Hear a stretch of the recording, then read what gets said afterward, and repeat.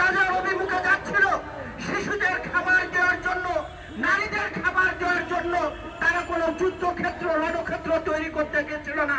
তারা গিয়েছিল ওখানে সেই খাবার নিয়ে, সেই খাবার দিতে দেয়নি।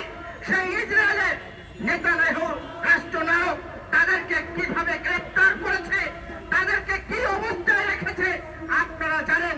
বাংলাদেশের পক্ষ থেকে একজন সাংবাদিক শহীদুল ইসলাম ভাই, তিনি গত 17 বছরে তিনি প্রতিবাদ করেছেন বাংলাদেশের মানুষ এবং বাংলাদেশের মানচিত্রকে আজকে বিশ্বর দরবারে বিবেকবান বলে পরিচিত করেছে, যে বাংলাদেশের মানুষও বিবেকবান, বাংলাদেশের মানুষও মানবাধিকার নিয়ে কাজ করে।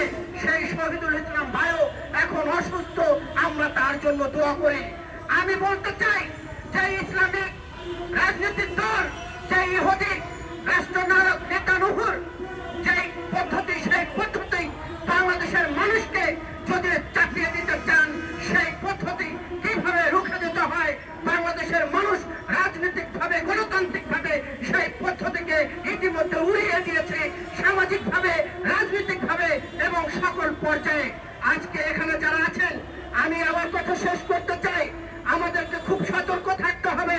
ইতিমধ্যে প্রতিবেশী একটি দেশ এই দলকে পুরাদমে খেয়ে ফেলেছে। এই দলকে তারা নার্সারিং করছে।